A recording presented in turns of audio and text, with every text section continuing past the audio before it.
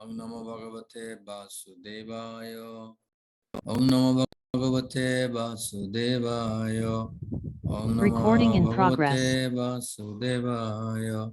नारायणं नमस्कृतं नरं चैव देवीं सरस्वती व्यासं ततो जयमुदीरयेत्। नष्टप्रायेषु नित्यं भागवत सेवया भगवती उत्तम श्लोके भक्तिर्भावती नष्टकी। कृष्णाय वसुदेवाय देवकीनन्दनाय च नन्दगोपकुमाराय गोविन्दाय नमो नमः। नमो विष्णुपादाय कृष्णपृष्ठाय भूतले श्रीमते भक्तिवेदान्त स्वामिनिति नामिने। नमस्ते सरस्वती देवे गौरवाणी प्रचारिणे निर्विशेष शून्यवादी पाश्चात्य देशतारिणे। नाम महावदन्नाय कृष्ण प्रेम पदायते कृष्णाय कृष्ण चैतन्य नामने गौरतिशय नमो नमः। हे कृष्णा करुणा सिंधु दीनबंधु जगतपते गोपेश गोपिका कांत राधा कांत नमोस्तुते। ताप्त कंचन गौरंगी श्रीराधे वृंदावनेश्वरी वृषभानुसुते देवी प्रणमामि हरिप्रिये। वंशा कल्पतरुवश्च कृपा सिंधु च पतितानां पावनेभ्यो वैष्णवेभ्यो नमो नमो। जय श्री कृष्ण चैतन्य प्रभु नित्यानंद श्री अद्वैत गदाधर शिवसदि श्री गौरभक्तवृंद। हरे कृष्णा कृष्ण कृष्ण हरे हरे, हरे राम राम राम हरे हरे।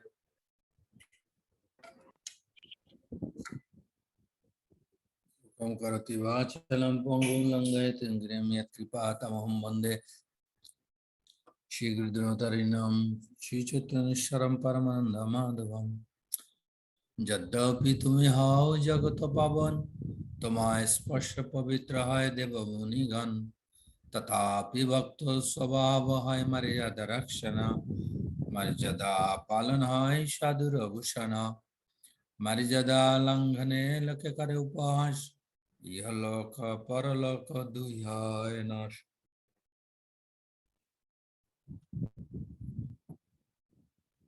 विद्या कुल तप सब विफल ताहार वैष्णव निंदा जयी पापी दुराचार। जाओ तार कृष्ण ना करे ग्रहण वैष्णव निंदा करे जे पापिष्ट जन।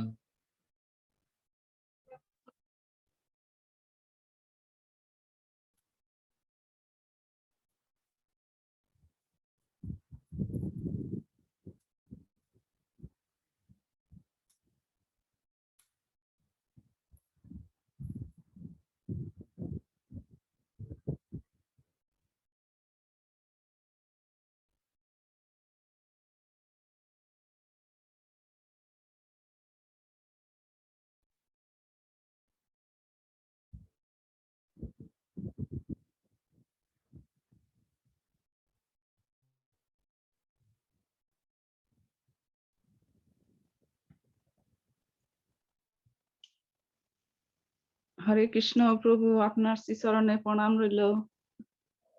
হরে কৃষ্ণ প্রভু। মাতা জি আমরা ভালো ভালো আছেন আছেন তো আপনি? প্রভু? হ্যাঁ হ্যাঁ ভালো আছি মাতা জি, আপনাদের কৃপায়। তো আমরা দেখি যে আমি যেহেতু গত সপ্তাহে কোনো ক্লাস হয়নি তো ওভারভিউ দিব এবং সাথে আপনাদেরকে একটু ব্যাখ্যা ডিফারেন্ট হতে করব আরো এলাবোরেটলি করবো যাতে বুঝতে সুবিধা। তো আমরা এই জায়গায় দেখি যে ব্রহ্মার নিকট স্বয়ম্ভু মনুর প্রার্থনা। তো তৃতীয় স্কন্ধে আমরা দেখতে পাই যে স্বয়ম্ভু মনু যে ব্রহ্মা তার পিতা, তো পিতা যে নির্দেশ তাকে দিয়েছিলেন স্বয়ম্ভু মনুকে, স্বয়ম্ভু মনু অত্যন্ত তার নির্দেশ অত্যন্ত বিনম্রতার সহিত পালন করেছিলেন। মহর্ষি মৈত্রেয় বিদুরকে বললেন মানবজাতির পিতা মনু তার প্রতি আবির্ভূত হয়ে সমস্ত বৈদিক জ্ঞানের উৎস ব্রহ্মণ প্রতি যুক্ত করে প্রণতি নিবেদন করার পরে এইভাবে বলেছিলেন, আপনি সমস্ত জীবের পিতা এবং তাদের জীবিকা নির্বাহের উৎস, কেননা তারা সকলে আপনার থেকে উৎপন্ন হয়েছে, দয়া করে আপনি আমাদের আদেশ করুন কিভাবে আমরা আপনার সেবা করতে পারি। তেমনি আমরা আমাদের গুরুদেব, এই গুরুদেবের কাছে আমাদের এইরকম ভাবে সেবা প্রার্থনা করা,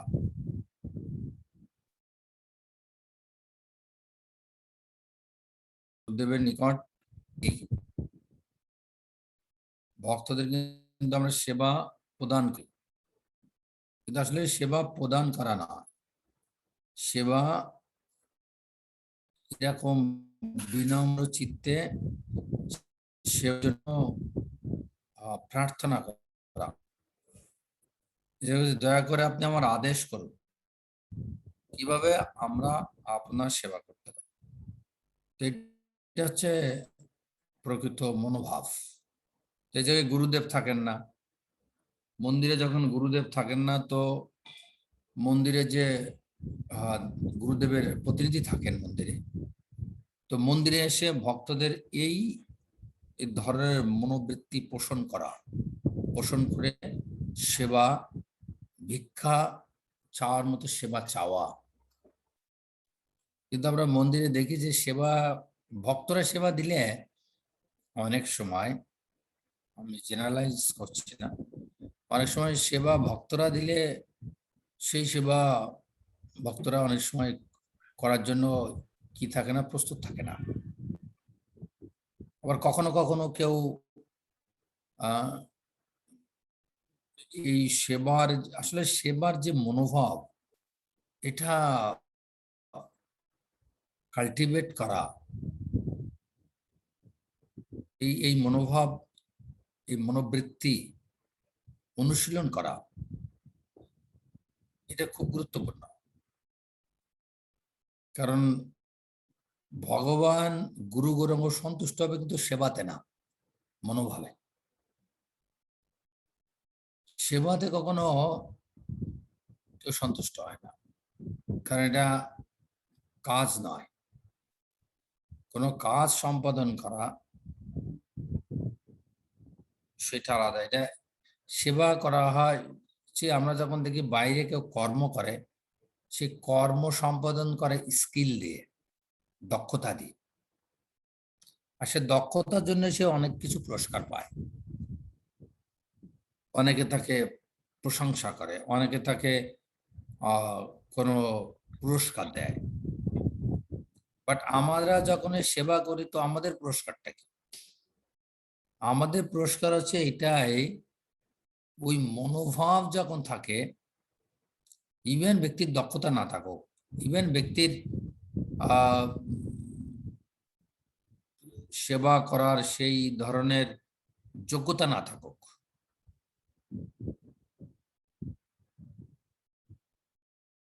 কিন্তু তার মনোভাব যদি সঠিক থাকে, তো তখন সেটা গুরু গৌরাঙ্গ সেটাকে অ্যাকসেপ্ট করে। কিন্তু বাইরে কিন্তু মনোভাবের উপরে কিছু যায় আসে না। বাইরের হচ্ছে কাজ সম্পাদন নিয়ে, আপনার স্কিল আছে,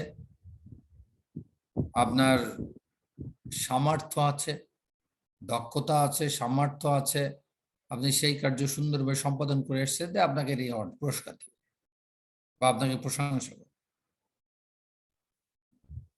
সেজন্য এই যে দয়া করে আপনি আমার আদেশ করুন আমি কিভাবে আমরা আপনার সেবা করতে পারি, দ্যাট মিনস আপনাকে সেবা করতে পারি মানে আপনাকে সন্তুষ্ট করতে পারি। সেবার মাধ্যমেই সন্তুষ্টি করতে হয়, সেবার মাধ্যমে সেবাই একমাত্র সন্তুষ্টি দান করতে হয়, সেবায় সন্তুষ্ট হলে। সেজন্য আমাদেরও যারা আমরা দীক্ষিত আশ্রিত ভক্ত, গুরুদেবের প্রতিনিধির নিকট যে এরকম সেবা করে তাকে সন্তুষ্ট করা কর্তব্য, খুবই গুরুত্বপূর্ণ পয়েন্ট। এটা বলছে ব্রহ্মা মনুকে। যেন আমরা মন্দিরে হোক বা বাসায় হোক, যাদের তত্ত্বাবধানে থাকবো, গুরুদেবের প্রতিনিধি যিনি থাকবেন, তাকে তার কাছ থেকে সবসময় এরকম আদেশ পালন করতে হয়, তার কাছে সেবা এরকম নির্দেশ চাইতে হয়। ব্রহ্মা বললেন, হে পুত্র, হে ক্ষিতীশ্বর, তুমি নিষ্কপটে আন্তরিকভাবে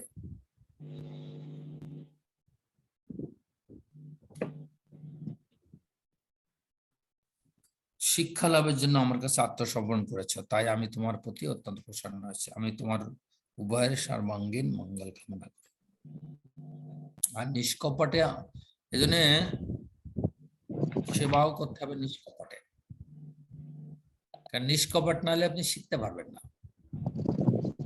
কপট কখনো শিখতে পারে না, কপট ব্যক্তি আত্মসমর্পণ করতে পারে না।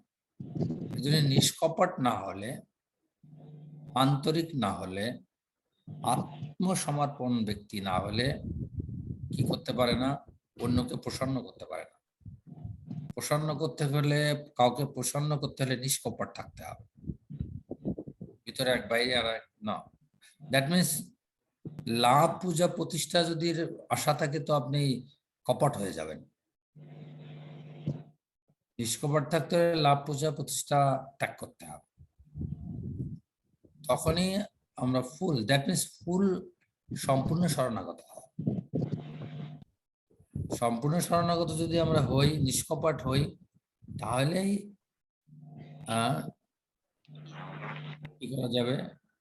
সম্ভব হবে প্রসন্ন করা।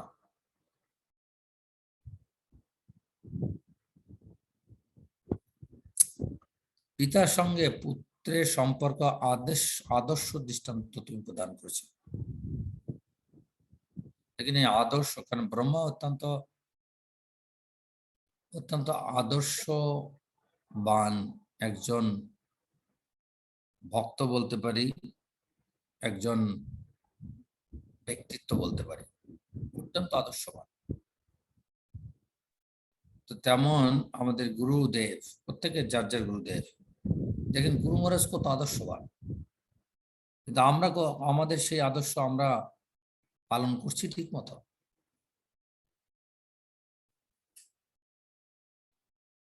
পিতার সঙ্গে পুত্রের সম্পর্কে আদর্শ দৃষ্টান্ত তুমি প্রদান করেছো, গুরুজনদের প্রতি প্রকাশ শ্রদ্ধা বাঞ্ছনীয়। তেমনি আমাদের যিনি গুরুজন আছেন, জ্যেষ্ঠ আছেন, যে আমাকে গাইড করছে বা যে আমাকে শিক্ষা দান করছেন, তার প্রতি আমি কতটা শ্রদ্ধা, তার আদর্শকে আমি নিজের জীবনে স্থাপন করছি, দৃষ্টান্ত স্থাপন করছি। আমি এর আগে একবার বলছিলাম যে একজন মাতাজি আমাকে বলছিল যে শিক্ষাগুরুর কথা, আবার ফোনে বলছে যে প্রভু অনেক শিক্ষাগুরু। তা আমি বললাম যে আপনি কোন, অনেক শিক্ষাগুরু ভালো, কিন্তু কোন শিক্ষাগুরুর আদর্শ নিজের জীবনে পালন করার প্রয়াস করছেন একজনের কথা একটু বলুন তো। দুঃখের সঙ্গে বলতে হচ্ছে একজনের কথাও বলতে পারেনি। অনেক সময় আমরা বলি যে শিক্ষাগুরুর কথা বলি, অমুক শিক্ষা, যেমন সাপোজ আমি বলি যে জগৎগুরু প্রভু, রাধেশ্যাম প্রভু শিক্ষাগুরু হিসেবে, কিন্তু ওনাদের আদর্শ আদৌ আমি জীবনে পালন করছি কিনা, ওনাদের আদর্শ আমি দৃষ্টান্ত স্থাপন করছি কিনা, এটা খুব গুরুত্বপূর্ণ। এই জন্য গুরুজনদের প্রতি এই প্রকার শ্রদ্ধা বাঞ্ছনীয়।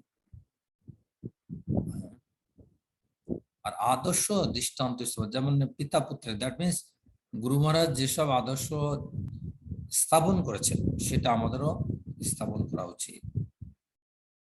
গুরু মহারাজ এই যে কিছুদিন আগে বলছিলেন যে 4টে নিয়ম স্ট্রিক্টলি পালন করা, 16 মালা জপ করা, কেউ যেন এটা অবহেলা না করে, ব্রাহ্মণ দীক্ষিত দীক্ষিত।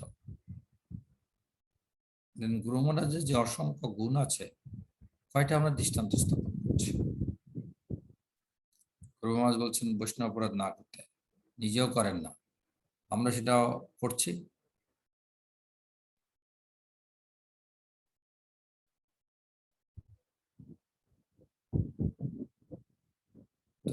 এই বিষয়গুলো খুব গুরুত্বপূর্ণ, দৃষ্টান্ত স্থাপন করা। ভক্ত কিন্তু দেখবেন যে ভক্তের কিন্তু অভাব নাই, কিন্তু দৃষ্টান্ত স্থাপন করা ভক্ত কিন্তু কম, অনেক কম দৃষ্টান্ত স্থাপন করা ভক্ত। এমনি ভক্তি জীবন পালন করছে এরকম ভক্তর অভাব নাই, কিন্তু দৃষ্টান্ত স্থাপন যদি আপনি না করেন তো অন্যরা উৎসাহিত হয় না। নিজে যেমন দৃষ্টান্ত স্থাপন করলে অন্যরা উৎসাহিত হয়, আর দৃষ্টান্ত স্থাপন করবেন না ওনারা উৎসাহিত হয়। আপনি ফোর্সফুলি বেশি দিন কাউকে ধরে রাখতে পারবেন না। একমাত্র আপনি ধরে রাখতে পারবেন লাভ অ্যান্ড কেয়ার, ভালোবাসা এবং বিশ্বাস, লাভ অ্যান্ড ট্রাস্ট। তাহলে আপনি তাদের কাছে লাভ অ্যান্ড ট্রাস্ট বা লাভ অ্যান্ড কেয়ার, এটা নিজের জীবনে আপনি যত দৃষ্টান্ত স্থাপন করবেন অন্যরা এটা থেকে শিখবে। যে কৃষ্ণ ভগবান তো ভেরি সিম্পল।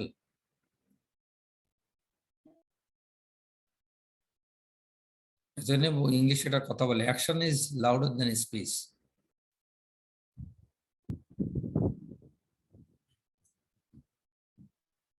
আমরা যে কার্যের মাধ্যমে দৃষ্টান্ত স্থাপন করব ওটা অন্যকে বলা লাগবে না,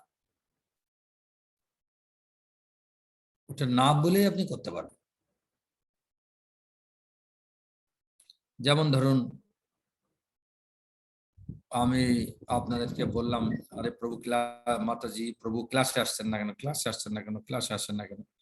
তো আমি কতটুকু ক্লাসে বসি, আমি কতটুকু ক্লাসে শ্রবণ করি, আমি কতটুকু ক্লাসে মনোযোগ সহকারে শ্রবণ করি, এটার উপর ডিপেন্ড করে কিন্তু কি করবে পরমাত্মা আপনাকে।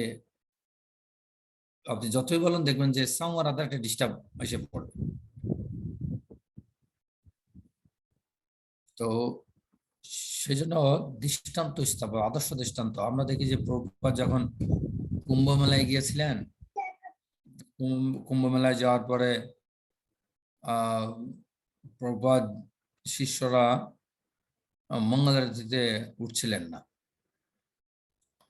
মঙ্গল আরতিতে অনেকদিন ধরে উঠছেন না, 3-4 দিন যাবত উঠছেন না, একদিন 3-4 দিন ধরে যেন মঙ্গল আরতিতে উঠছে না। তা প্রভুপাদ চিন্তা করলেন, আরে প্রভুপাদ তখন হাই ফিভার, প্রভুপাদের অনেক জ্বর। তো প্রভুপাদ তখন কি করলেন, একদিন মঙ্গল আরতিতে প্রভুপাদ নিজেই এই ভোরবেলায় 3:30 উঠে নিজে ওই জায়গায় কল ছেড়ে দিয়ে নিজে স্নান করা শুরু করলেন। তখন শিষ্যরা দৌড়িয়ে গেলেন যে কিরে এই সময় কে স্নান করছে, যে এটাকে প্রভুপাদ। তখন ওরা প্রভুপাদকে বললেন, আরে প্রভুপাদ আপনি এই সময় স্নান করছেন, আপনার তো ডাক্তার না করেছে, আপনি তো মারা যাবেন। প্রভুপাদ বলছেন যে আমার কিছু করার নেই, আমি বৃদ্ধ, তোমরা মঙ্গল আরতি করছো না, কোনো কিছু আমার গুরুদেব যে নির্দেশ যেগুলো পালন করছো না, অর্থাৎ যদি আমি মারাও যাই তো আমাকে দৃষ্টান্ত স্থাপন করতে হবে। যে জন্য আদর্শ দৃষ্টান্ত স্থাপন করে। এই জন্য আমরা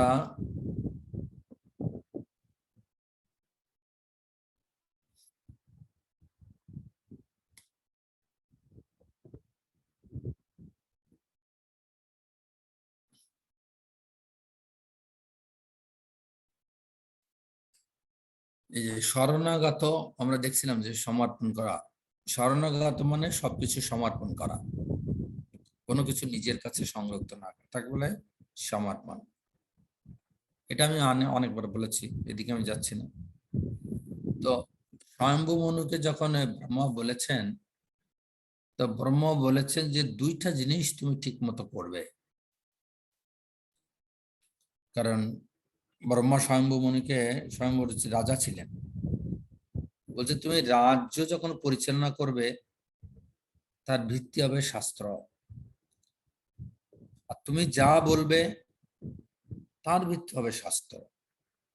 তুমি যা করবে তার ভিত্তি হবে শাস্ত্র।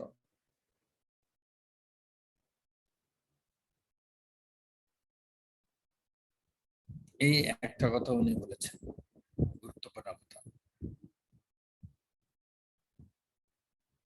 যে যা করবে এবং যা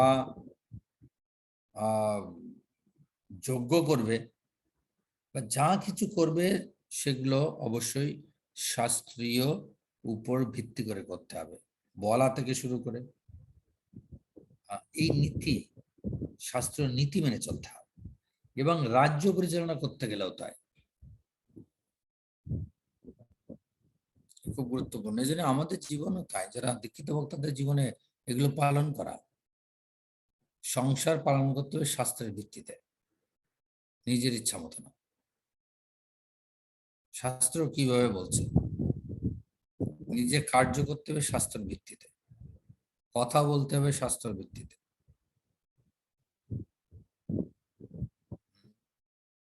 কেউ হয়তো বলতে পারে যে প্রভু আমি তো চাকরি করি, আমি শাস্ত্র ভিত্তিতে কি কথা বলবো?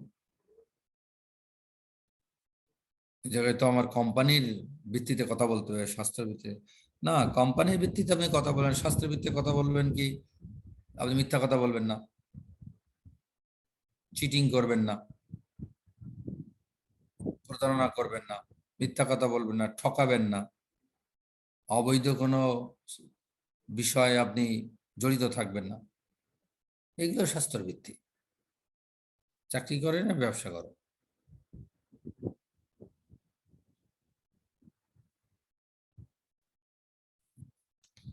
বলছে তাহলেই, যেহেতু উনি রাজা ছিলেন, এই জন্য তাকে বলছেন যে প্রতিটা জীবকে সুরক্ষা দেওয়া, তাহলে ভগবান তার প্রতি অনেক খুশি হবে, সন্তুষ্ট হবে।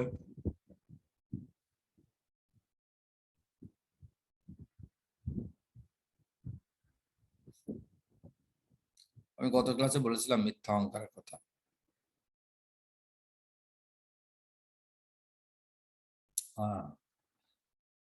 বলছে স্বয়ম্ভু মনু,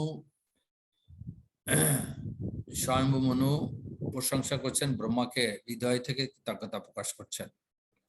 হ্যাঁ, প্রকাশ আমাদের হৃদয় থেকে করতে হবে, কৃতজ্ঞতা প্রকাশ। আসলে কৃতজ্ঞতা অত্যন্ত গুরুত্বপূর্ণ একটা বিষয় আমাদের ভক্তি জীবনে অগ্রগতি। কৃতজ্ঞতা যার যত বেশি থাকবে ভক্তি জীবনে, সে তত দ্রুত অগ্রগতি হতে পারে। যিনি কৃতজ্ঞ, অকৃতজ্ঞ, কৃতজ্ঞ।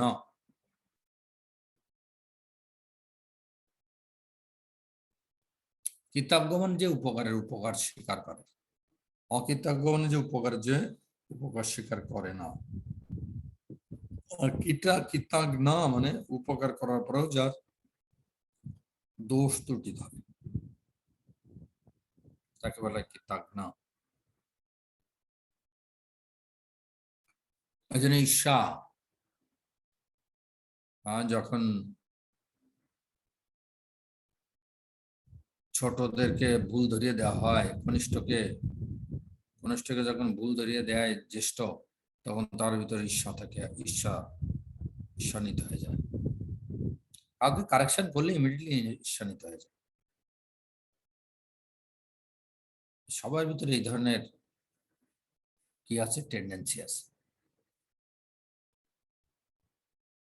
এই জন্য ঈর্ষামুক্ত ব্যক্তি কি করতে পারে? ঈর্ষামুক্ত ব্যক্তি কৃতজ্ঞতা প্রকাশ করে। আমাদের প্রত্যেকের কাছে কৃতজ্ঞ থাকা উচিত, প্রত্যেকের কাছে।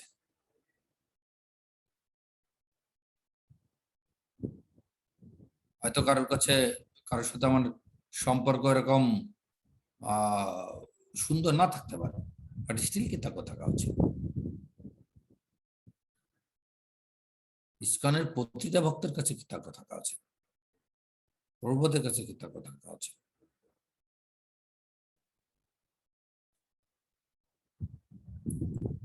এই এই ধরনের মানসিকতা আমাদের তৈরি করা উচিত।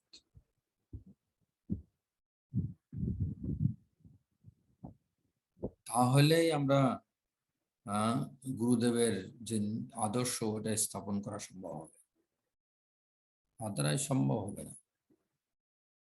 ভুল ধরিয়ে দিলে, অনেকের আছে দেখবেন যে ভুল ধরিয়ে দেয় কিন্তু মানতে চায় না।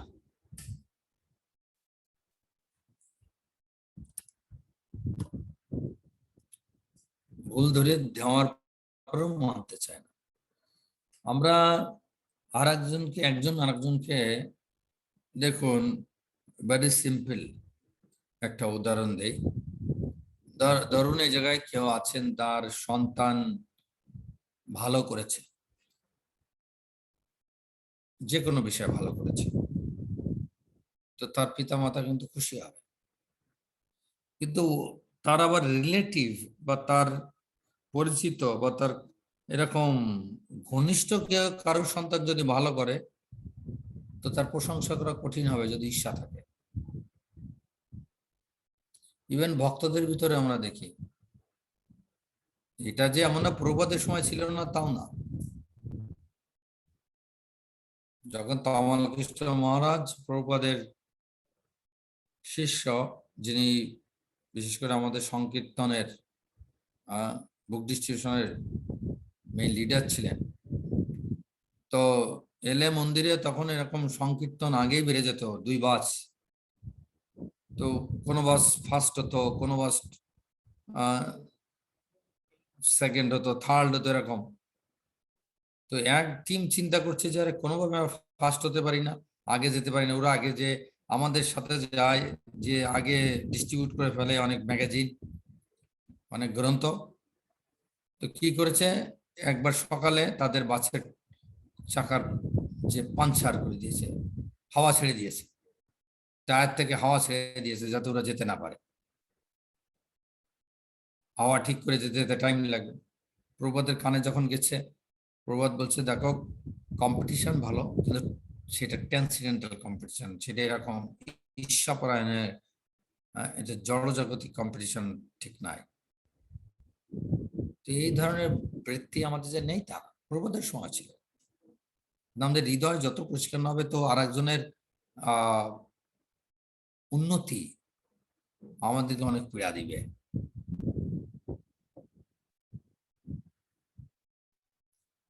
অনেক পীড়া দেয়। আপনি ধরুন একই সাথে দুজন এসছেন, একজনকে বেশি প্রশংসা করছে অথরিটি, আর একজনকে বেশি প্রশংসা করছে না। তো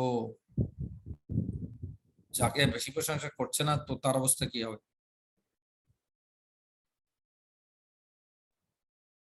সে নিজেকে ধরে রাখা খুব কঠিন হবে তার। দেন অনেক সময় দেখা গেছে যে সিনিয়রের থেকে জুনিয়র দ্রুত গতিতে অগ্রগতি হচ্ছে, বা সিনিয়র থেকে জুনিয়র মোর ম্যাচিউর, পরিপক্ক।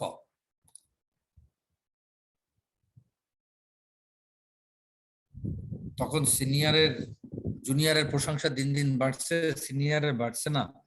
সিনিয়র এক জায়গায়, যে জায়গায় আছে সেই জায়গায় থেকে গেছে, কিন্তু জুনিয়রের প্রশংসা দিন দিন বাড়ছে। দেন সিনিয়রের অবস্থা কি হবে?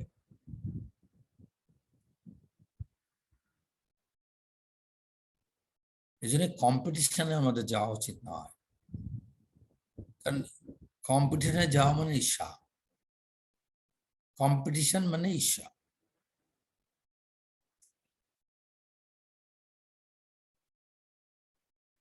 আমরা দেখি যে যখন অর্জুন পঞ্চপাণ্ডবের সাথে যুদ্ধের প্র্যাকটিস অনুশীলন করছিল, অনুশীলন করার সময় অর্জুন যখন দুর্যোধনকে তীরের মাধ্যমে তার বডি পুরো পাথরের ভিতরে, আইসের ভিতরে ইয়ে করে দিয়েছিল, তো সাডেনলি কর্ণ এসে সেটাকে রিমুভ করে দিয়েছিল, মুক্ত করে দিয়েছিল। কর্ণকে কেউ ডাকেনি, দ্যাট ইজ ঈর্ষা। এই জন্য কনিষ্ঠের যখন উন্নতি হয়,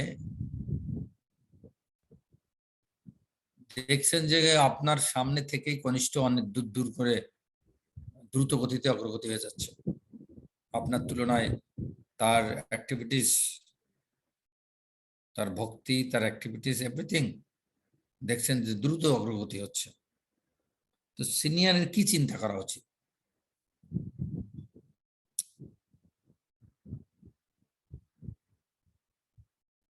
তখন সিনিয়রের কি করার চিন্তা করা উচিত? আপনাদের কাছে কোশ্চেন, কে বলবেন?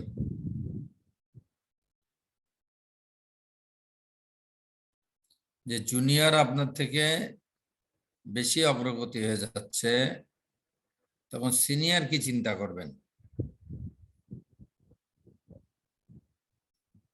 আপনি এর থেকে মুক্ত হতে গেলে আপনাকে কি চিন্তা করতে হবে?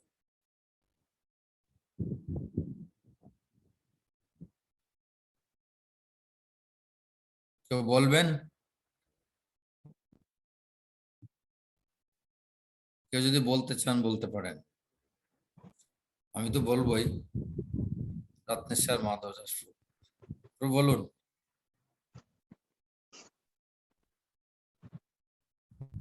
প্রভু আনমিউট, প্রভু আনমিউট করুন। হরে কৃষ্ণ। হ্যাঁ প্রভু। তাকে সহযোগিতা করা উচিত, প্রোগ্রেস করতে পারে।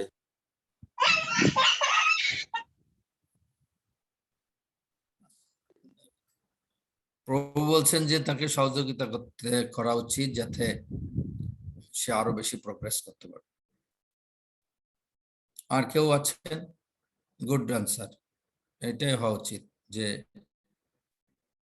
কিন্তু যদি ঈশ্বর থাকে তো হেল্প করতে চাইবে না।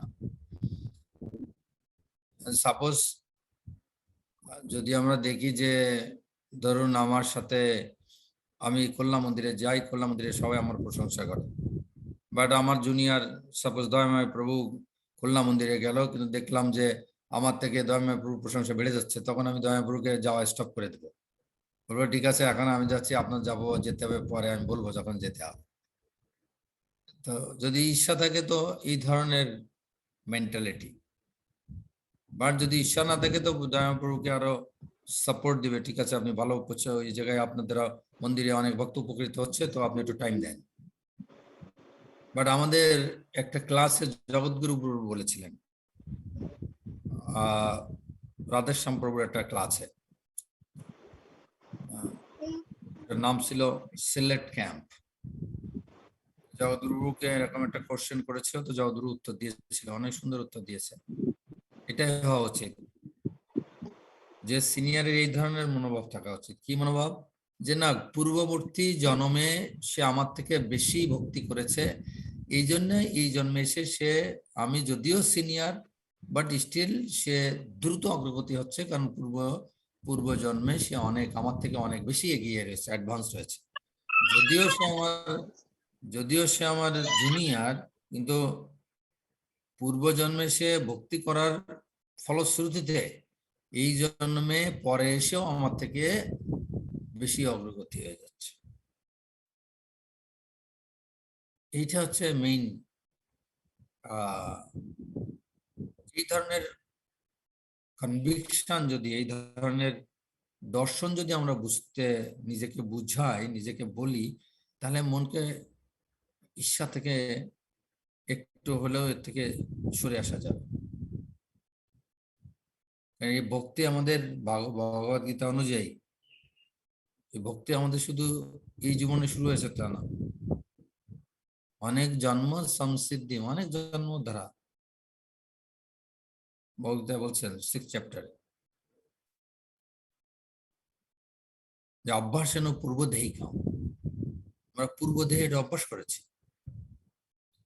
দেন তারপর সুচি নাম শ্রীমাতা গে যোগ ভ্রষ্ট অভিজাত। যদি কেউ যোগ ভ্রষ্ট হয়ে যায় তা ব্রাহ্মণ কুলে এবং ঐশ্বর্য কুলে জন্মগ্রহণ করবে।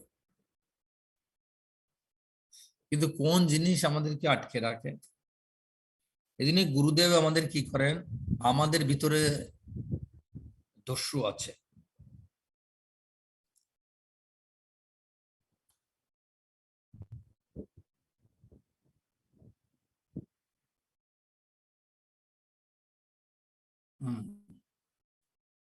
গুরুদেব আমাদের রক্ষা করেন বিভিন্ন চোর ডাকাত যারা আমাদের লুট করে নেয়। এই যে আমাদের ভালো গুণগুলো লুট করে নিচ্ছে,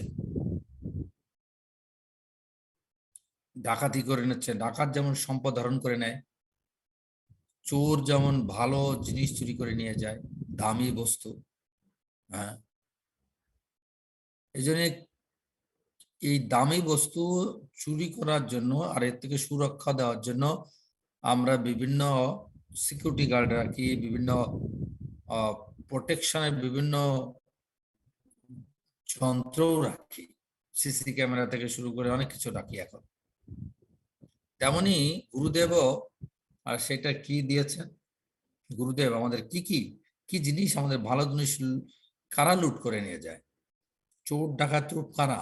এই জায়গায় বলছে কামস্য ক্রোধস্য লোভ দেহে তৃষ্টান্তি দশকরা জ্ঞান রত্ন অপরাহে ইসমত জাগ্রত জাগ্রত। বলছে আমাদের কাম, ক্রোধ, লোভ, এগুলো আমাদের ভালো গুণকে টাকা অপহরণ করে নিয়ে যায়। অপহারাহে, জোরপূর্বক অপহরণ করে নিয়ে যায় ভালো গুণগুলো।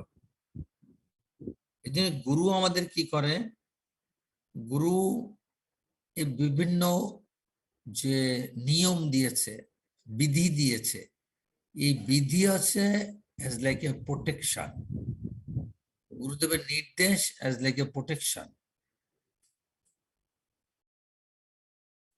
হ্যাঁ, সিকিউরিটি গার্ড। ঈর্ষা আমাদের ভক্তি জীবনকে কি করছে, অধঃপতিত করছে।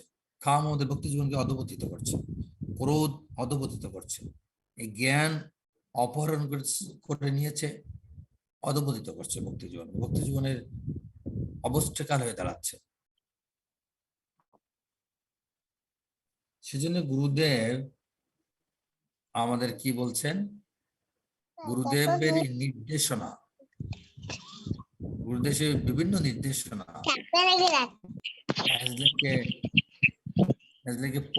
প্রোটেক্টর, এটি আমাদের সুরক্ষা দান করছে। এই জন্য গুরুদেবের নির্দেশ অত্যন্ত গুরুত্বপূর্ণ। আর এই গুরুদেবের নির্দেশ পালন করতে হয় কিভাবে, তার প্রতিনিধির অধীনে থেকে তার নির্দেশ পালন করার মাধ্যমে।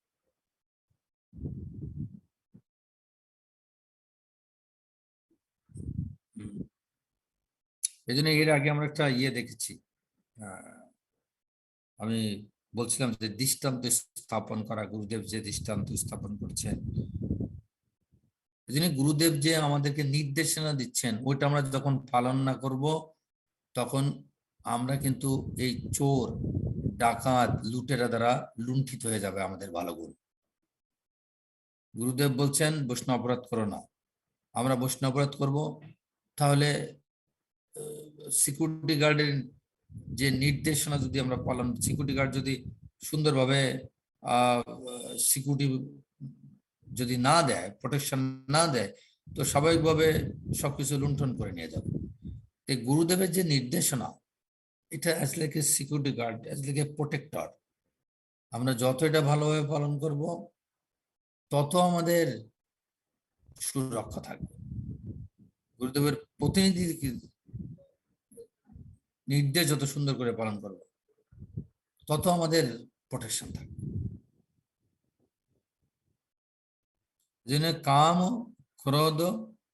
ক্রোধস্য লোভ দেহে তৃষ্টান্তি দশকরা জ্ঞান রত্নাপরায় এস মাত্র জাগ্রত। জাগ্রত তখন বলবেন প্রভু আমরা সবাই তো জাগ্রত, ওটা তো ভোরবেলার ভজন, জীব জাগো গোরা চাঁদ বল, আমরা তো সবাই জাগ্রত না, আমরা সবাই জাগ্রত না। এই জন্য আমরা দেখি যে স্বয়ম্ভু মনু পক্ষে সম্ভব হয়েছে কাকে? ব্রহ্মা নির্দেশ পালন করা, কারণ সে সম্পূর্ণ প্রোটেক্টেড ছিল। কিন্তু আমরা আমাদের অলরেডি ভালো গুণ লুণ্ঠন করে নিয়েছে বিধায় আমাদের ভিতরে কামও আছে, ক্রোধও আছে, লোভও আছে, ঈর্ষা আছে, কপট আছে। এই জন্য আগের ইয়েতে বলেছে নিষ্কপট।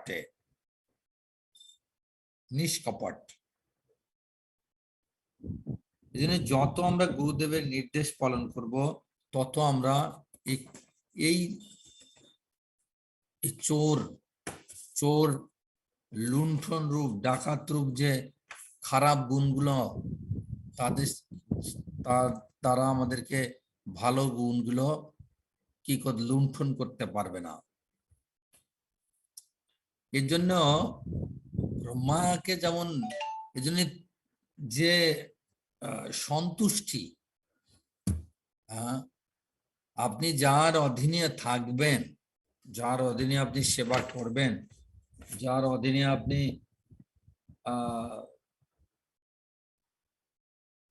ভক্তি করবেন, যে মন্দিরের অধীনে থেকে, তো মাঝে মাঝে তার কাছ থেকে একটা কনসার্ন নেওয়া উচিত যে প্রভু আপনি আমার প্রতি সন্তুষ্ট আছেন কিনা। গুরুদেবের কাছেও লেখা উচিত যে গুরু মহারাজ আপনি আমার প্রতি সন্তুষ্ট আছেন কিনা। কারণ সন্তুষ্টি বিধান থেকেই আসে আশীর্বাদ, সন্তুষ্টি বিধান থেকেই আসে করুণা, সন্তুষ্টি বিধান থেকেই আসে আমাদের উপর কৃপা। যতক্ষণ আমরা সিনিয়রকে সন্তুষ্টি বিধান করতে না পারবো, গুরু মহারাজ তো আছেনই, গুরু মহারাজ তো আরো অনেক পরে, কারণ গুরু মহারাজের রিপ্রেজেন্টেটিভকে যদি আমরা সন্তুষ্ট করতে না পারি, গুরু মহারাজের রিপ্রেজেন্টেটিভকে যদি সন্তুষ্ট করতে না পারি, তা অন্যের কথা তো গুরুদেব কিভাবে সন্তুষ্ট হবে? যতক্ষণ না সন্তুষ্ট বিধান আমরা করতে না পারবো ততক্ষণ আমরা আমাদের কি হবে না, আমাদের হার্ট,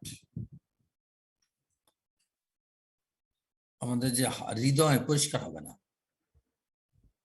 কৃপা বর্ষিত হবে না।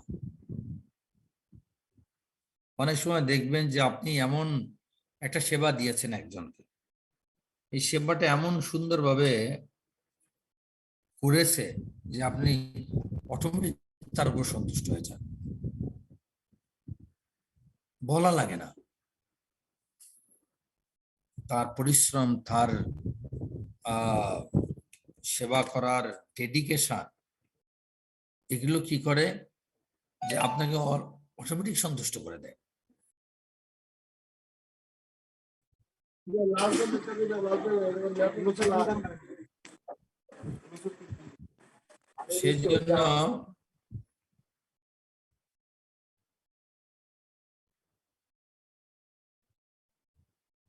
সেই জন্য গুরুত্বপূর্ণ যে সিনিয়র বা জ্যেষ্ঠ যিনি থাকেন মন্দিরে, যার সবার কাছে, যারা অনেকে নতুন ঢুকছেন কিন্তু আপনারা মিউট করে রাখুন, হ্যাঁ, আনমিউট করলে এটা মুশকিল, এই জন্য মিউট করে রাখবেন, কারণ যখন কথা বলি ওটা ফলো থাকে। তো অনেক সময় আপনি আনঅফিসিয়ালি সন্তুষ্ট হয়ে যান, ওটা আপনাকে মুখে বলতে হয় না, প্রভু আমি আপনার প্রতি সন্তুষ্ট, ওটা মুখে বলা লাগে না। আর যতক্ষণ না সন্তুষ্ট না হবে ততক্ষণ তার প্রতি কৃপা আশীর্বাদ বর্ষিত হয় না। এজন্য সিনিয়রের সাথে ডিলিংস করার সময় খুব গুরুত্বপূর্ণ। ঠিক যেমন সেবা, আমরা দেখি যে ব্রহ্মার নিকট সেবা প্রার্থনা করছে কে? স্বয়ম্ভু মনু। স্বয়ম্ভু মনু ব্রহ্মার নিকট সেবা প্রার্থনা করছে আদেশ দান করার জন্য।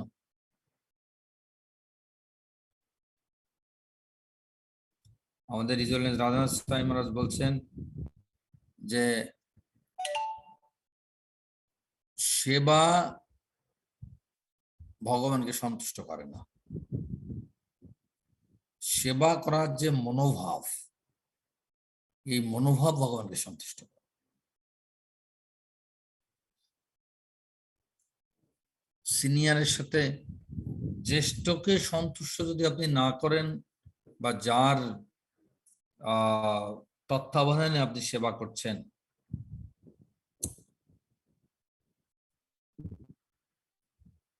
তাকে সন্তুষ্ট যদি না করেন, তো গুরু মহারাজও সন্তুষ্ট হবেন।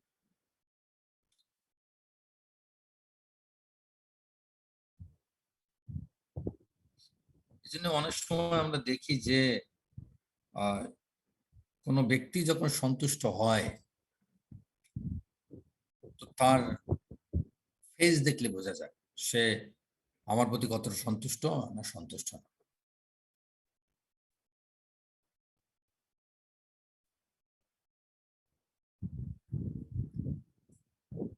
আর সন্তুষ্ট যখন সিনিয়র সন্তুষ্ট থাকে, তো সেটা আনলিমিটেড অগ্রগতি হয় ভক্তি জীবনে, unlimited, there is no limitation.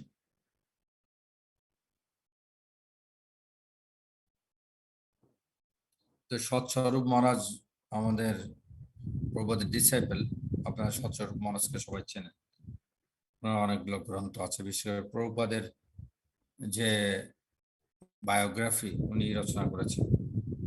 তো উনি লিখেছেন যে সাবঅর্ডিনেট, দ্যাট মিনস কনিষ্ঠ যিনি, জ্যেষ্ঠ ভক্ত কনিষ্ঠ ভক্তকে কখনো প্রশ্রয় দিবে না, প্যাম্পারিং করবে না। উনি ইংলিশ লিখেছেন।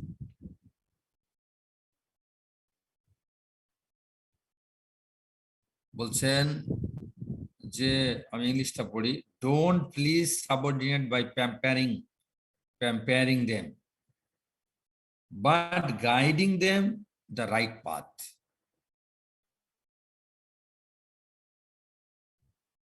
আপনার যে গুণ নাই, প্যাম্পারিং করা মানে প্রশ্রয় দেওয়া, যে গুণ নাই সেই গুণকে সেবা করে নেওয়ার জন্য সেই গুণকে, যে গুণ নাই সেই গুণ বলা, প্রশ্রয় না দেওয়া, but guide them the right পথ। কিন্তু যেটা সঠিক পথ, সেই সঠিক পথটা তাকে নির্দেশনা দেওয়া, অসন্তুষ্ট হলে।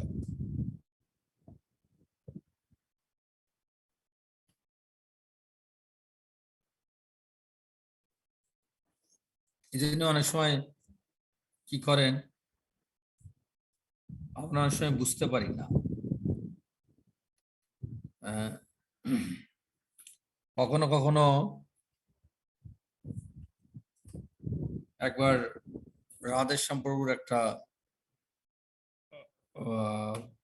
ফ্যাক্ট আমি বলি। একবার রাধেশ্যাম প্রভু ওনার যে বয়েজ আছে, যে জায়গায় স্টুডেন্টরা থাকে, আগে যেটাকে বেস বলতো, ভক্তি বেদান্ত একাডেমি,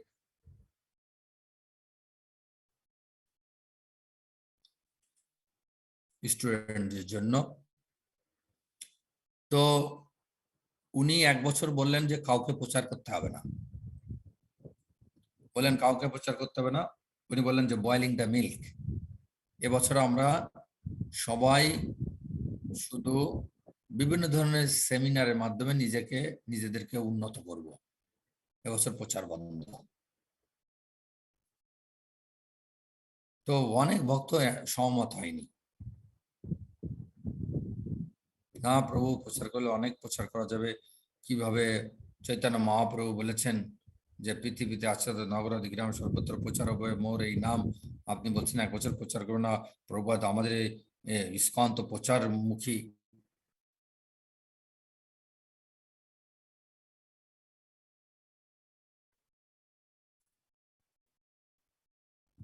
তো উনি বলছিলেন যে উনি যখন এই প্রচার বন্ধ করে দিলেন, অনেকেই দ্বিমত পোষণ করেছে, অনেকেই ইয়ে করেছেন, ওনার বিপক্ষে চলে গেছেন।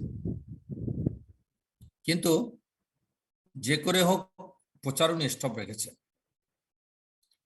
এই স্টপ রাখাতে কি হয়েছে যে পরবর্তী 1 বছর প্রচার না করে তারা এত সুন্দর সাধনা করেছে, এত সুন্দর কোর্স ক্যাম্প এগুলো ট্রেনিং এডুকেশন নিয়েছে, তো পরের বছর দেখা গেছে প্রচার করেছে তার ডাবল প্রচার করতে সামর্থ্য হয়েছে।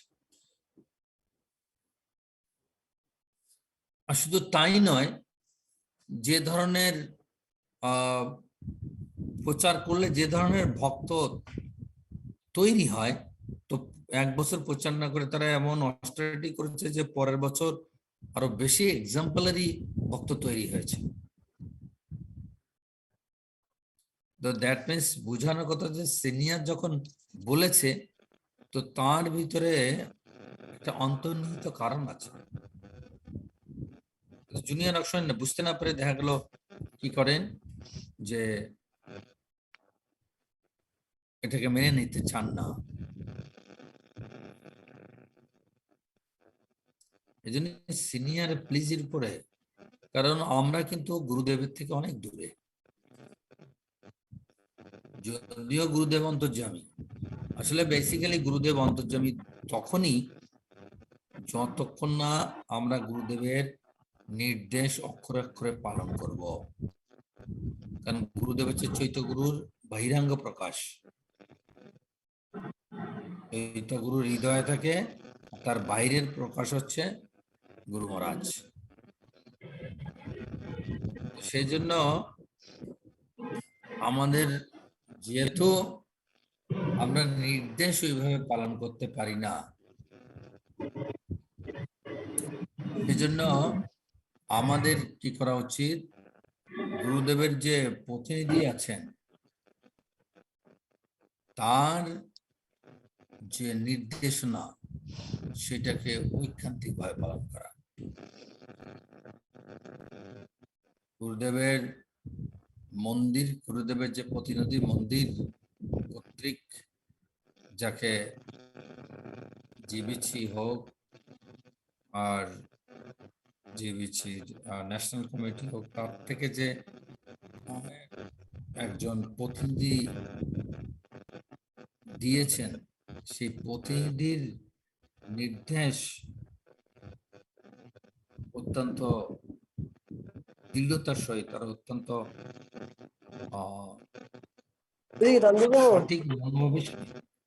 সঠিক মনোভাবের সহিত পালন করা উচিত।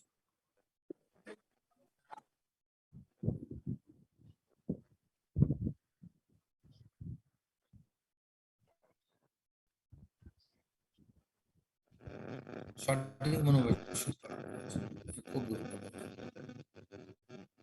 আদারওয়াইজ যদি আমরা একইভাবে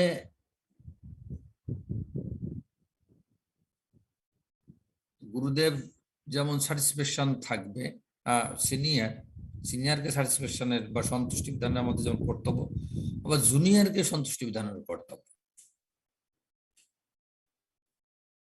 আবার সিনিয়রেরও মাঝে মাঝে এটা টেস্ট করা উচিত যে আমার প্রতি সবাই সন্তুষ্ট আছে কিনা। তো আমাদের রাধেশ্যাম প্রভু একবার ইয়েতে গেছিলেন, আমাদের RGB মিটিং এ, তো ওই জায়গাটা সেমিনার হচ্ছিল। তো সেমিনারে এই ডিলিংস উইথ সিনিয়রের এক বৈষ্ণব এসে জায়গায় বলছেন, আমার প্রতি আমার যারা কনিষ্ঠ আছে, জুনিয়র যারা আছে, আমার প্রতি সবাই সন্তুষ্টি আছে, স্যাটিসফাইড আছে। তো এক ভক্ত তখন বলছে উঠে যে প্রভু, আপনার প্রতি যে আপনার জুনিয়র সন্তুষ্ট আছে, আপনি বললে তো হবে না, সিনিয়র বললে হবে নাকি? যে সিনিয়র তো বললো ঠিক আছে আমার প্রতি সন্তুষ্ট আছে সবাই, কিন্তু মেইনলি বলবে কে? মেইনলি বলবে আছে জুনিয়ররা। জুনিয়ররা যদি বলে আমি সিনিয়র প্রতি সন্তুষ্ট আছি, তো সেটা ঠিক আছে। শুধু যদি সিনিয়র বলে আমি সন্তুষ্ট আছি তাহলে তো হবে না, কারণ এটা আসতে হবে তো জুনিয়রের কাছ থেকে, সন্তুষ্ট তো জুনিয়ররা থাকে। তেমনি সিনিয়র ভক্তের যেমন কর্তব্য, জুনিয়রদেরও যেমন কর্তব্য সিনিয়র সন্তুষ্ট করা, সিনিয়র ভক্তেরও কর্তব্য জুনিয়রকে সন্তুষ্ট করা। দ্যাট মিনস সন্তুষ্ট করা মানে প্যাম্পারিং না, প্রশ্রয় দেওয়া না। সন্তুষ্ট করা কি? সন্তুষ্ট করা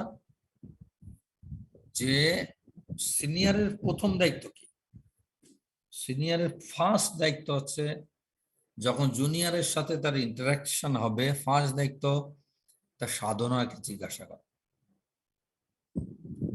ষোলমালা জপ ঠিক মতো হচ্ছে কিনা, শাস্ত্র অধ্যয়ন ঠিক মতো হচ্ছে কিনা, শ্রবণ ঠিক মতো হচ্ছে কিনা, এগুলো আগে ফার্স্ট জিজ্ঞাসা করা। দেন পরের স্টেপে সে বাকি জিনিসগুলো জিজ্ঞাসা করতে পারে। কারণ সিনিয়রের সাথে জুনিয়রের সম্পর্ক, এই যে আমাদের রিলেশন সব কিন্তু কৃষ্ণ ভাবনামৃতের উপর।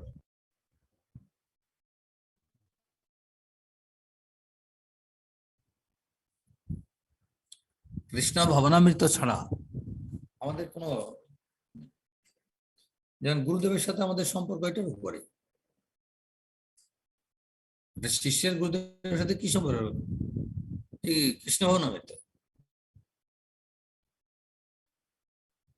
এই জন্য তো বলা হয় সদ্গুরু। সৎ মিন্স শাশ্বত। দ্যাট মিন্স আমাদের মামেই বংশ জীবেলোকে জীবভূত সনাতন, আমরা ভগবানের নিত্য অংশ, আমাদের সম্পর্ক নিত্য। তেমনই আমরা গুরু পূজায় গাই জন্মে জন্মে প্রভু সে, অর্থাৎ শাশ্বত সম্পর্ক।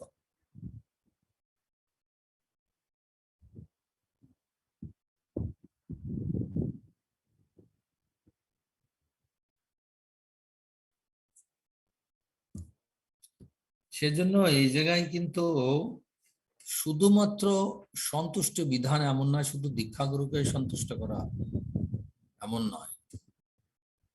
কারণ দীক্ষা গুরু অ্যাজ লাইক এ ট্রি, আর শিক্ষা গুরু পথ প্রদর্শক গুরু অ্যাজ লাইক এ ব্রাঞ্চ।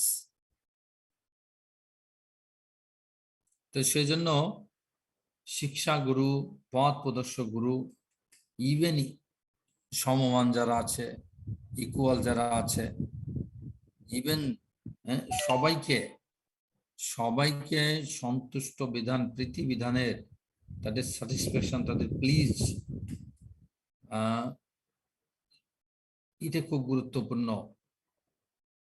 এবং এটা প্লিজ আমরা তখনই করতে চাই যখন আমরা সন্তুষ্ট বিধান, তখনই করতে চাই যখন আমরা কি হলে আমরা সন্তুষ্ট বিধান করতে চাই। আচ্ছা, কিসের ঘাটতি হলে আমরা সন্তুষ্ট বিধান করতে চাই না, আর কিসের কি পরিপূর্ণতা পাইলে আমরা সন্তুষ্ট বিধান করতে চাই? এটা কিসের সন্তুষ্ট বিধান করা আর সন্তুষ্ট বিধান না করা কিসের উপরে ভিত্তি করে? কিসের উপরে ভিত্তি করে? এটা কিসের উপর নির্ভর করে? কে একজন বলুন।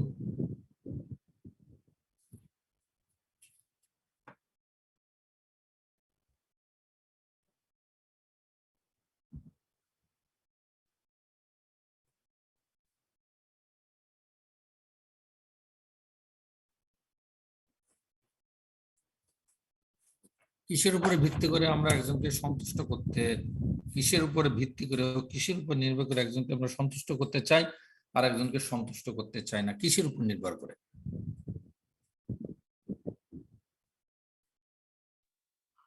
প্রভু নাম প্রভু হরিব।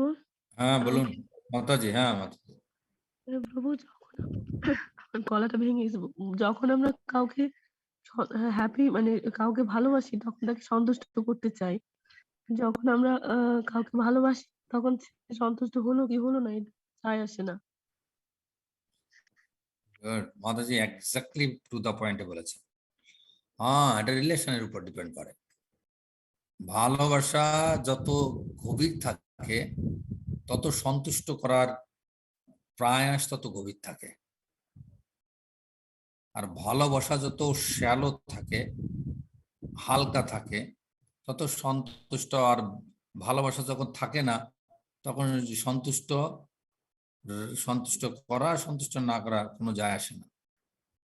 That is exactly true answer. এই জন্যই দেখবেন যে আপনার সাপোজ কারোর সন্তান সঠিক কাজ করছে না, উৎপাত করছে, তারপরেও কিন্তু আপনি কি করছেন, এগুলো মেনে নিচ্ছেন। কেন মেনে নিচ্ছেন? কারণ আপনি তাকে ভালোবাসেন। আপনার সন্তান আপনার কথা শুনছে না, তারপরেও আপনি মেনে নিচ্ছেন। কেন? কেন ওকে ভালোবাসেন আপনি, ভালোবাসার সম্পর্ক রয়েছে। কিন্তু অন্য কেউ হলে এটা মেনে নিবে না। আপনার সন্তান আপনার বদনাম করছে, তারপরেও তাকে সন্তুষ্ট বিধানের প্রয়াস করছেন, কারণ ভালোবাসা। ভক্তদের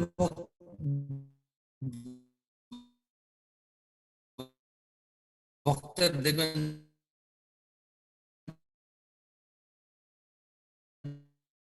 যা অনেক ভক্তের সাথে অনেক ভক্ত অনেক গুড রিলেশন। একটা বেশি কথা বলেছে, ওরকম অন্তরঙ্গ রিলেশন, এটা বেশি কথা বলেছে, বিচার বসছে। খুব গুরুত্বপূর্ণ এই বিষয়টা। এই জন্য আমরা দেখি যুধিষ্ঠির মহারাজ আপনারা জানেন যে যুধিষ্ঠির মহারাজকে বলা হয় অজাতশত্রু ধর্মরাজ। অজাতশত্রু মানে যে শত্রু কখনো জন্ম হয়নি তাকে বলা হয় অজাতশত্রু, শত্রুই জন্ম হয়নি। এখন বলতে পারেন শত্রু যদি জন্ম নেয় তো যুধিষ্ঠির মহারাজ যুদ্ধ করলো কেন? যুধিষ্ঠির মহারাজ কাউকে শত্রু মনে করতেন না, কিন্তু অন্যরা যুধিষ্ঠির মহারাজকে শত্রু মনে করতেন, ঠিক যেমন দুর্যোধন, শকুনি।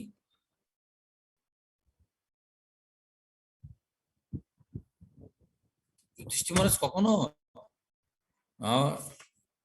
কৌরবদেরকে কখনো শত্রু মনে করতেন না।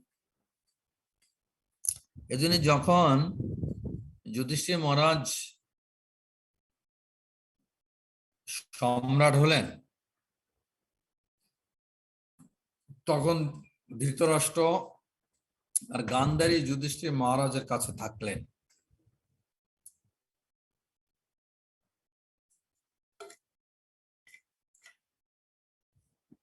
দেখুন, সারা জীবন যাদেরকে কষ্ট দান করেছেন, সারা জীবন যাদেরকে মেরে ফেলার প্রয়াস করেছেন, সারা জীবন যাদেরকে অন্যায়ভাবে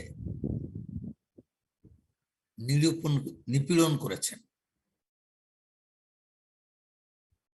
সারা জীবন যাদেরকে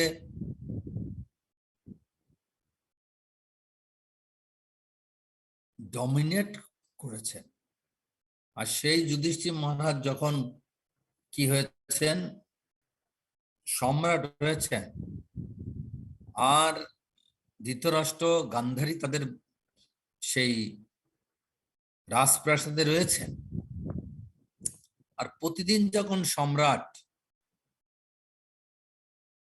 যুধিষ্ঠির মহারাজ রাজ্য পরিচালনার জন্য, সাম্রাজ্য পরিচালনা করার জন্য যখন সেই প্রাসাদে যে রাজ সিংহাসনে বসতেন, তখন সব জ্যেষ্ঠকে প্রণাম করে যেতেন। আর সেই জ্যেষ্ঠর ভিতরে ধৃতরাষ্ট্রও ছিল, ধৃতরাষ্ট্রকেও প্রণাম করে যেতেন।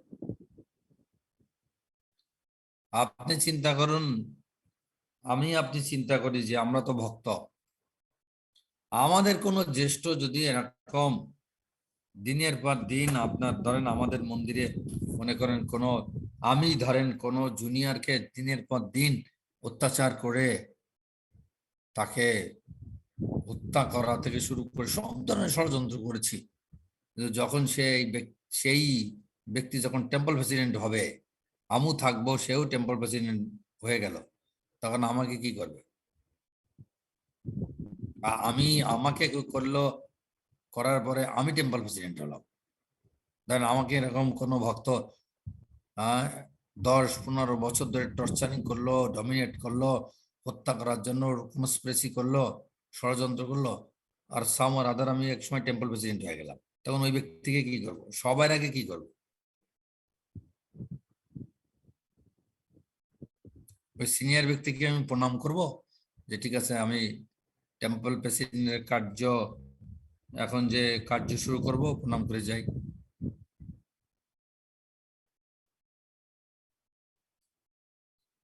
এই হচ্ছে যুধিষ্ঠির মহারাজ, এই যে সিনিয়রের আশীর্বাদ, সিনিয়রের সন্তুষ্টি বিধান করেছে।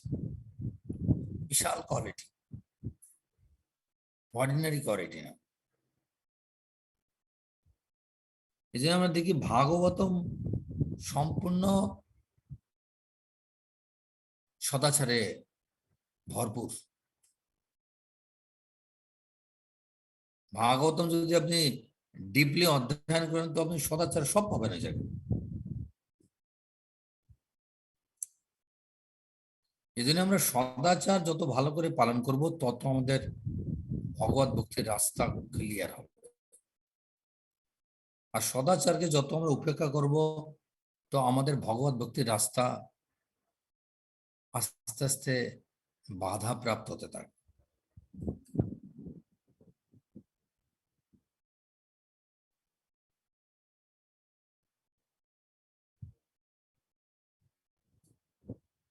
এই জন্য আমরা দেখি যে ইভেন সঞ্জয় ধৃতরাষ্ট্রকে সন্তুষ্টি বিধান করেছিলেন। যুধিষ্ঠির মহারাজ, ধৃতরাষ্ট্র একদম এত খারাপ লোক, তারপরেও তাকে সন্তুষ্ট করেছে।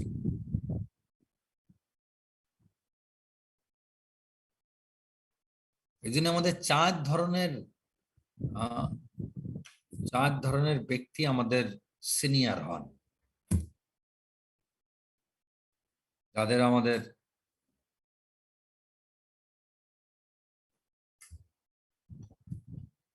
আমাদের সবসময় সন্তুষ্টি বিধান করা উচিত।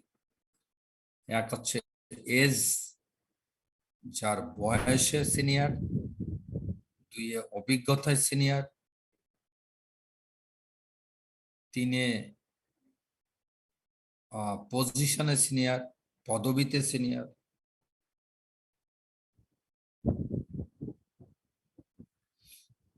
4 হচ্ছে দীক্ষা বা সিনিয়রিটিতে, ইনিশিয়েশনে।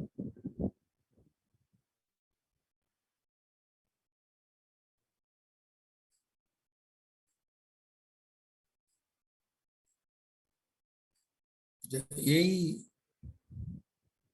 ধরনের রেসপেক্ট, এই 4 ধরনের ব্যক্তিদের রেসপেক্ট করা উচিত।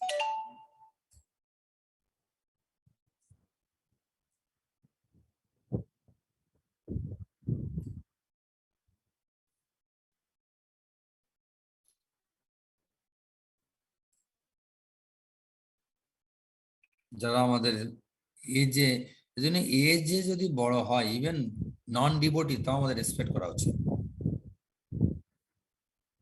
অনেক সময় দেখা যায় যে পিতামাতা ভক্ত নয়, সন্তান ভক্ত হয়েছে, তো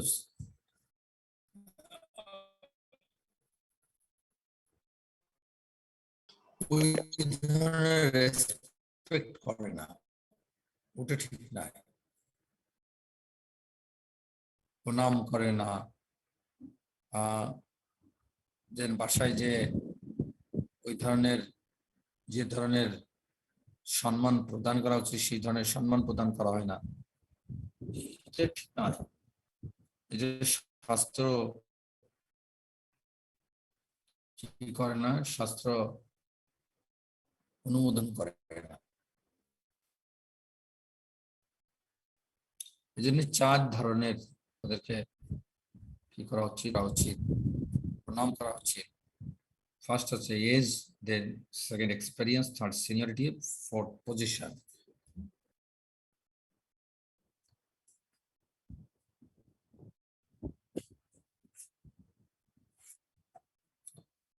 তো সঙ্গে সঙ্গে আপনারা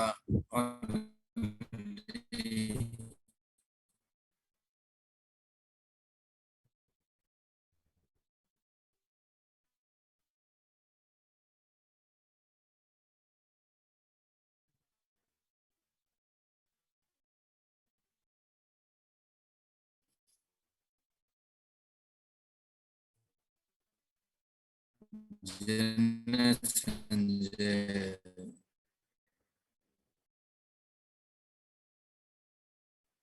আমাদের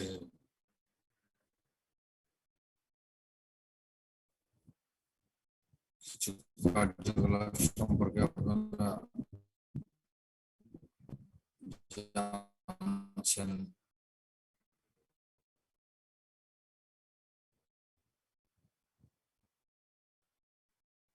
বিভিন্ন বিশেষ করে আমাদের নোয়াখালী মন্দিরে ভক্তের উপরে যে আঘাত এসছে, ইসকন অনেক বলিষ্ঠ ভূমিকা 150টা দেশে নীরব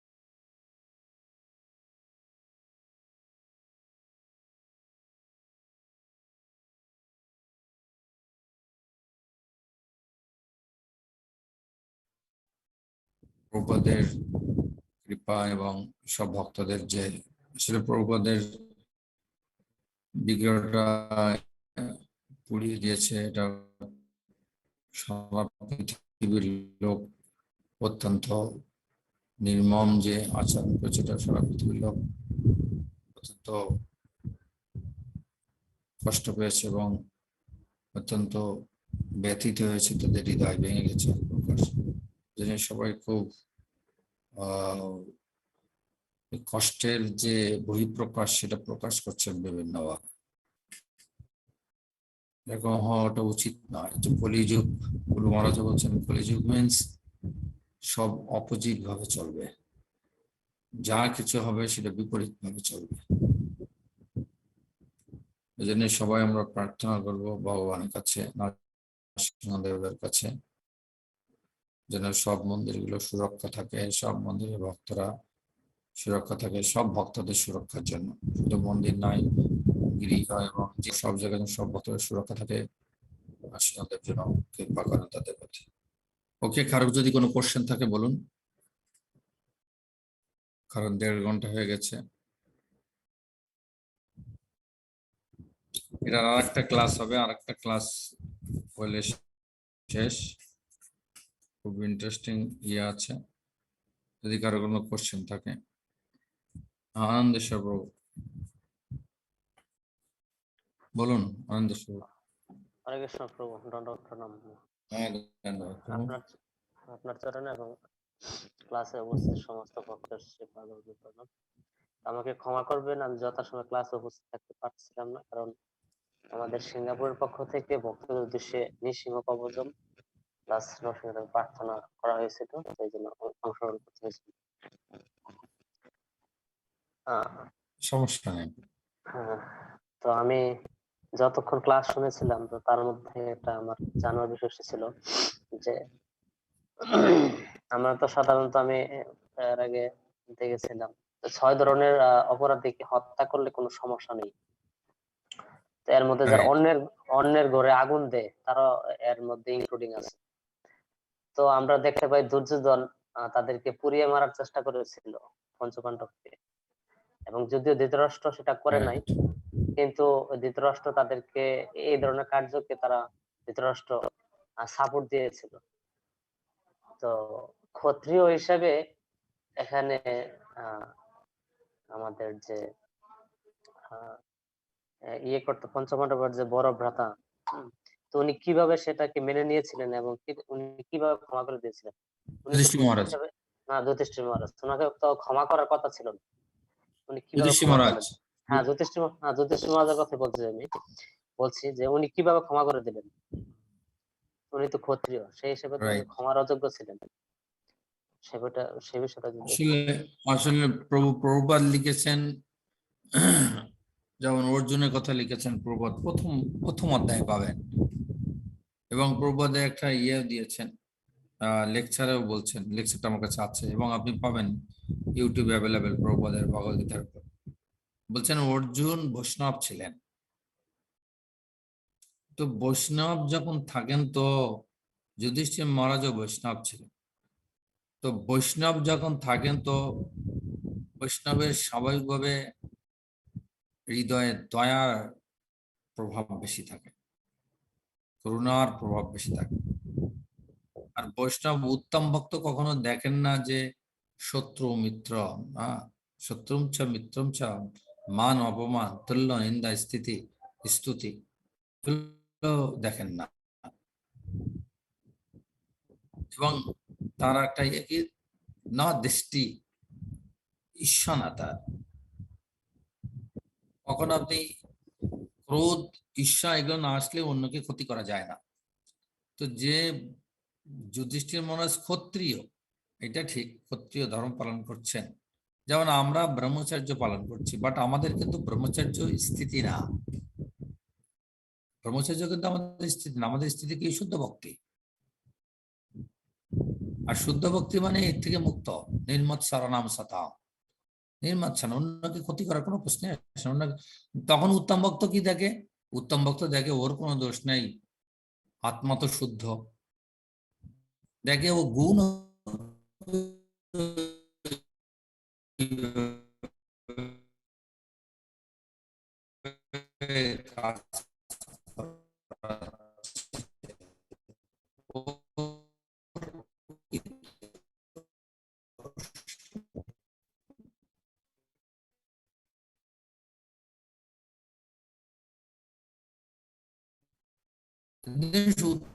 উত্তম ভক্ত কারোর প্রতি অসন্তুষ্ট হন না তার, কারণ দেহাত্মিকা বুদ্ধি দেখলে শত্রু জানি ক্ষত্রিয় রজগুণ,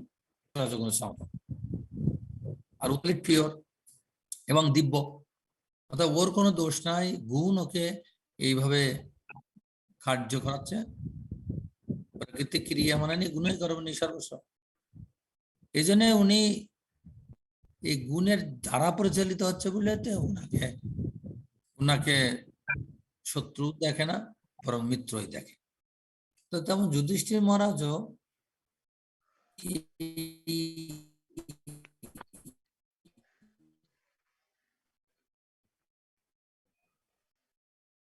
যে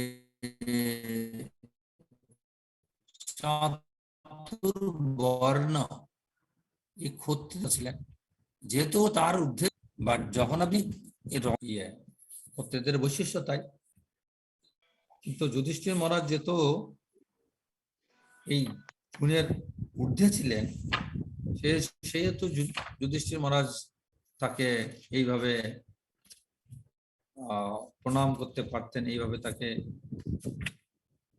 সম্মান দিতে পারতেন, কৃপা করতে পারতেন। কিন্তু কোনো প্রকৃত যারা শুদ্ধ ভক্ত নয়, অনলি রজগুণ দ্বারা পরিচালিত, তাদের পক্ষে সম্ভব না। শুধুমাত্র ক্ষত্রিয় পক্ষে সম্ভব না, যারা বৈষ্ণব নয়। বৈষ্ণব সবই পারে। এই জন্য যুধিষ্ঠির মহারাজ একদিকে ক্ষত্রিয় ধর্ম পালন করছেন, বাট অন্যদিকে তিনি শুদ্ধ বৈষ্ণব ধর্ম পালন করছেন। ঠিক যেমন আমরা ব্রহ্মচর্য, কারণ ব্রহ্মচর্য এগুলো কি হয়, শুদ্ধ ভক্তির আশ্রমগুলো কি করে, শুদ্ধ ভক্তির অনুকূল আশ্রম, শুদ্ধ ভক্তি নয়, বাট এই আশ্রম শুদ্ধ ভক্তির অনুকূল পরিবেশ তৈরি করে শুদ্ধ ভক্তি যাজন করার জন্য। কারণ আমরা দেখি যে ক্ষত্রিয়দের ধর্ম কি, শৌর্যম তেজম ধৃতি দাক্ষম যুদ্ধে চাপি অপলায়নম দানম ঈশ্বরম ভাবম চ ক্ষত্রম কর্ম স্বভাব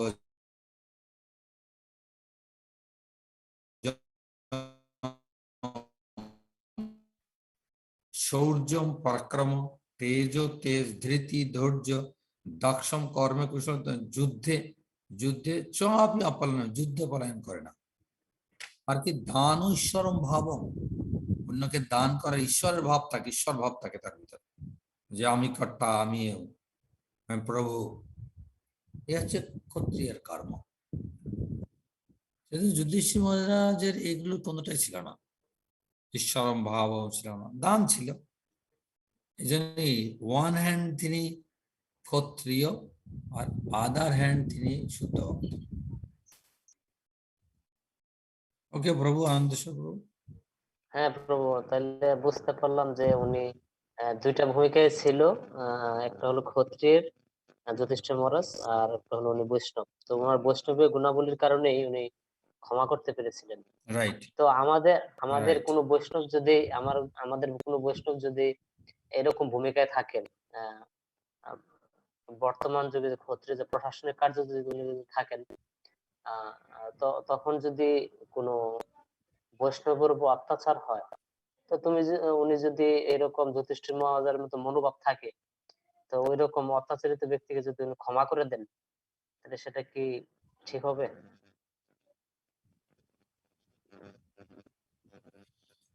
না, উনি ক্ষমা করেছেন কোন জায়গায় ক্ষমা করেছেন আগে দেখতে হবে, কোথায় ক্ষমা করেছেন আর কোথায় ক্ষমা করেনি।